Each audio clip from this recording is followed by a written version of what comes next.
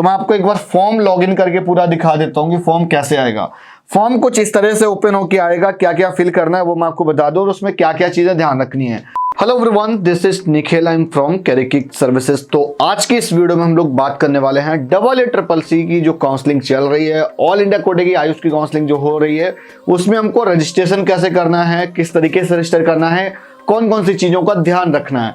तो इस वीडियो में हम उन लोगों के लिए बना रहे हैं जो लोग अपनी सेल्फ काउंसलिंग कर रहे हैं। तो वीडियो को कंप्लीट एंड तक देखना, तभी समझ में आएगा। इस पे मैंने स्टेप बाय स्टेप सारे पॉइंट नोट कर रखे हैं।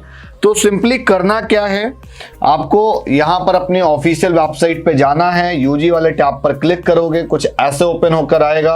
आपको ऑनलाइन रजिस्ट्रेशन पे क्लिक करना होगा, फिर न्यू रजिस्ट्रेशन लिखा हुआ है, न्यू रजिस्ट्रेशन में क्लिक करते ही कुछ ऐसा आ जाएगा, ठीक है ना। तो ये कुछ टर्म्स एंड कंडीशन दे रखी हैं, आप आई एग्री करोगे तो आपका कुछ ऐसे फॉरवर्ड हो जाएगा। फिर आपको नीट के यहाँ पे क्रेडेंशियल आपको डालने हैं, नीट का रोल नंबर हो गया, ठीक है ना, नीट रोल नंबर हो गया, एप्लीकेशन नंबर हो गया, कैंडिडेट नेम हो गया, मदर नेम हो गया, डेट ऑफ बर्थ हो गया, और ये कैप्चा जैसे ही डालोगे सिक्योरिटी पिन तो देन आपका सबमिट हो जाएगा। तो आपका ये जाकर रीडायरेक्ट करेगा वहां पर। आपको यहाँ से आप अल्टीमेटली एक पासवर्ड क्रिएट कर लोगे, ठीक है ना। इतना क्रेडेंशियल डालोगे तो आपकी जो प्रोफाइल होगी वो नीट के डेटा से एक्सेस कर लिया जाएगा। तो आपका एक पासवर्ड क्रिएट हो जाएगा और दो चीजें यहाँ पर वेरीफाई होंगी। आपका एक जो ऑलरेडी एक फोन नंबर पड़ा होगा, एक वो वाला, और एक आपकी ईमेल आईडी। दो चीजें होंगी जो आपने नीट का फॉर्म भरते समय आपने यहाँ पर डाल रखा होगा, या आपने फेज 2 वगैरह के बाद में अगर कुछ अपडेट किया होगा तो उस टाइम पे भी।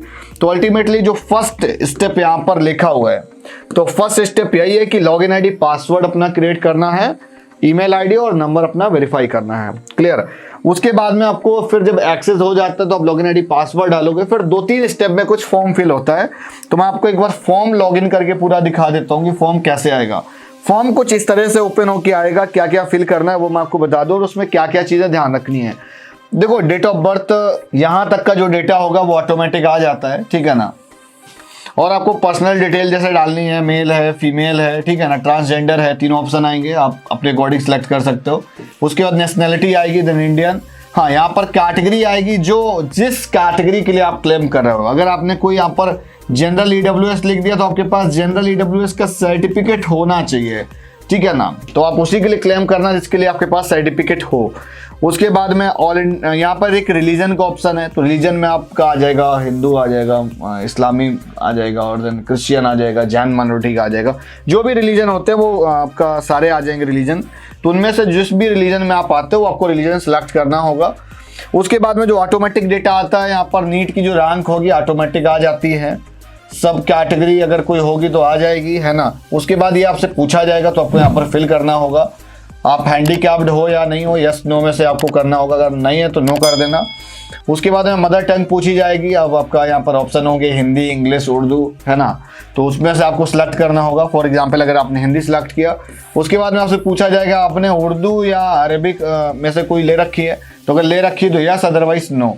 तो मोस्टली जो लोग आयुष की काउंसलिंग कर रहे हैं उनके लिए इंपॉर्टेंट नहीं है, उनके लिए इंपॉर्टेंट है जो BUMS के लिए प्लान कर रहे हैं, बिकॉज BUMS में 10th स्टैंडर्ड में उर्दू कंपलसरी होता है। उसके बाद में कुछ डिटेल आपसे और मांगी जाएगी 11th की और 12th की, ठीक है ना। ईयर ऑफ पासिंग क्या है ना, पासिंग स्टेटस क्या है, ईयर ऑफ पासिंग ईयर मतलब कब पास किया हुआ है। उसके बाद में बोर्ड, है ना, बोर्ड का नेम, कंप्लीट डिटेल, ठीक है ना। उसके बाद में 11th रोल नंबर, ठीक है। उसके बाद यहाँ पर पिन कोड आ जाएगा, जो भी आपके स्कूल का पिन कोड होगा। इसी तरीके से आपकी 12th की डिटेल भरोगे, 12th का रोल नंबर आपका यहाँ पर सही होना चाहिए, है ना, कि वो आपको वेरीफाई लेता है। फिर 12th का ही यहाँ पर डिटेल, फिजिक्स, केमिस्ट्री, बायोलॉजी के मार्क्स फिल किए जाएंगे, ठीक है ना। तो इतनी सारी डिटेल डालने के बाद आपको पूरा फॉर्म वेरीफाई करना होगा साथ ही साथ। फिर आपको यहाँ पर एक जो इम्पोर्टेंट रहता है, ये आपका सिलेक्शन, काउंसलिंग सिलेक्शन का ऑप्शन जो मैं बता रहा था आपको, एक बार दिखा देता हूँ वापस। 11-12 की डिटेल आपकी फिल हो गई, ठीक है ना। उसके बाद में एक सिक्योरिटी अमाउंट रिफंड के लिए मांगा जाएगा, है ना, वो आपको डालना होगा, और उसी का आपको एक JPG फॉर्मेट में एक PDF अपलोड करना होगा। आप काउंसलिंग यहाँ पर सिलेक्ट करने का ऑप्शन आ जाएगा कि आप ऑल इंडिया कोटे में करना चाह रहे हो, ऑल इंडिया गवर्नमेंट एडेड में करना चाह रहे हो, है ना। एक तो ऑल इंडिया गवर्नमेंट का सिर्फ ऑप्शन होगा, गवर्नमेंट एडेड का होगा, एक सेंट्रल यूनिवर्सिटीज का होगा, नेशनल इंस्टीट्यूशन का होगा, एक डीम्ड यूनिवर्सिटी का होगा। दिल्ली यूनिवर्सिटी नहीं है, डीम्ड यूनिवर्सिटी है, ध्यान रखना है, डीम्ड यूनिवर्सिटी है यार ये। तो इनमें से अगर आप इन तीनों को सिलेक्ट करते हो तो आपको सिर्फ 11,000 रुपीज पे करना होता है। अगर आपकी कोई कैटेगरी है तो वो अमाउंट आपका आधा हो जाता है। क्लियर।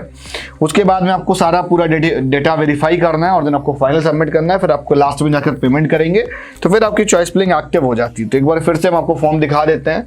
हाँ, जब आप सारी डिटेल फिल करेंगे फिर एट द एंड बिल्कुल लास्ट में आपसे थोड़ा सा ये वो मांगेगा कि आप कहाँ पे रहते हो, मतलब क्या आपका एड्रेस वगैरह है, करस्पॉन्डेंस एड्रेस क्या है, परमानेंट एड्रेस क्या है। ये देखो यहाँ पर अकाउंट डिटेल्स वगैरह की डिटेल आ गई है ना, जो कि आप पेमेंट करोगे फिर उसकी ट्रांजेक्शन डिटेल्स शो कर जाता है और ये आपको एक डॉक्यूमेंट्स अपलोड करना होता है, दैट्स इट। तो इस तरीके से आपका कंप्लीट फॉर्म फिल हो जाता है। चॉइस फिलिंग को लेकर वीडियो कल मिलेगी। चैनल को सब्सक्राइब करो फर्स्ट टाइम हो तो। मिलता हूँ नेक्स्ट वीडियो में, तब तक के लिए बाय बाय।